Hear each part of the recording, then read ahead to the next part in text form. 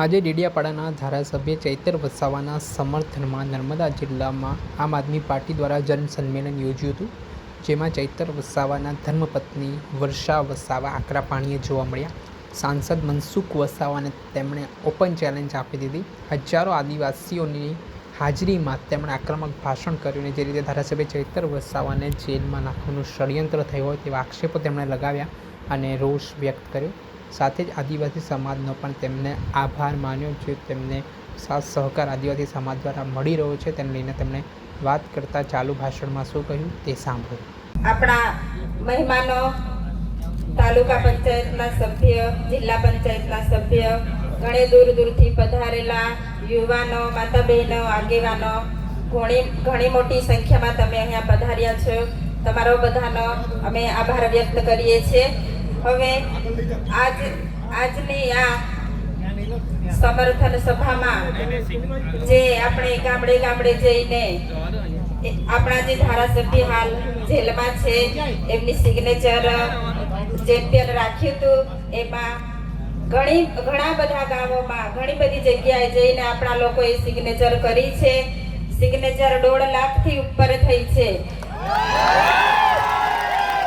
આપણે આજે કલેક્ટર શ્રીને આવેદન પત્ર આપવાનું છે અને આપણે એમની પાસેથી જવાબ પણ લેવાનો છે કે તમે અમને કેટલા દિવસમાં જવાબ આપશો, કે તમે રાજ્યપાલને, રાષ્ટ્રપતિને ક્યારે તમે પહોંચાડો છો અમારું આવેદન પત્ર, એનો જવાબ પણ આપણે આજે જ લેવાનો છે.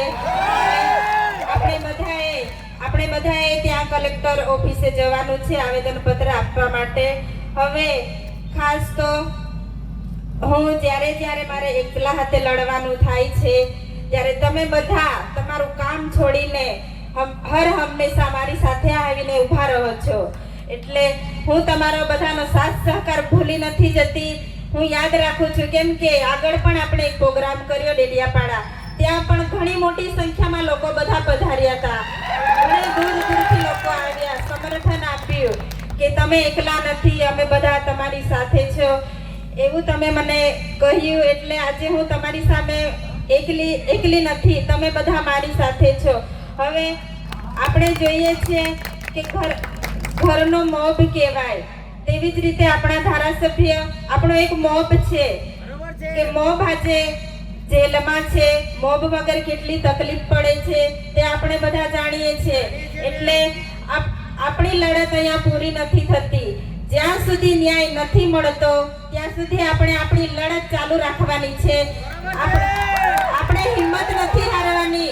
તમારી બધાની આ તાકાત છે કે તમે ન્યાય અપાવી શકો છો. જનતાની અદાલતમાં કોઈનું નથી ચાલતું, જનતાનું ચાલે છે, તે આપણે બધાએ જોયું છે. એટલે તમારો બધાનો સાથ સહકાર કાયમ મળવો જોઈએ. જે ધારાસભ્ય સડકથી સદન સુધી લોકો માટે લડે છે, લોકો માટે અવાજ ઉઠાવે છે, ઘર પરિવારની ચિંતા કર્યા વગર હર હંમેશા લોકોની વચ્ચે રહે છે, એ આ ભાજપના નેતાઓને ગમતું નથી. એટલે વારે ઘડીએ જેલમાં મોકલે છે, પણ આપણે એનો બદલો લેવા માટે તમે બધા તૈયાર છો ને? આપણે બદલો લેવાનો છે. 2027માં અંબાજીથી ઉમરગામ એક પણ સીટ લોકોને નથી આપવાની, બધી સીટ આદિવાસીની આવી જોઈએ. એટલે આપણે બધાએ અત્યારથી તૈયારીમાં લાગી જવાનું છે કે આપણે જેવી રીતે હાલ નર્મદા જિલ્લામાં સુપડા સાફ કર્યા છે, એવી જ રીતે અંબાજીથી ઉમરગામ 2027માં આપણે એમના પણ સુપડા સાફ કરીને એમને ઘરે બેસાડી દેવાના છે. તો તમે બધા સાથ સહકાર આપજો એવી હું આશા રાખું છું. અને હવે ટૂંક સમયમાં તમે બધા દુઆ કરો છો, આપણી સાથે કુદરતની દયા પણ છે, તમે બધા સાથ સહકાર આપો છો.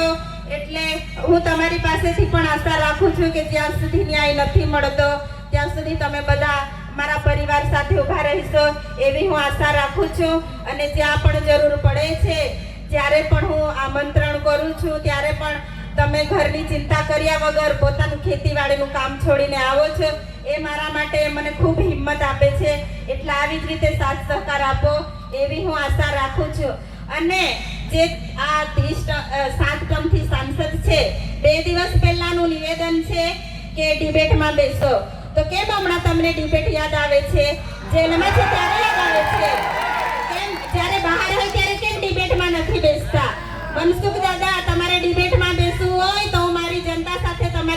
ડિબેટમાં બેસવા માટે તૈયાર છું.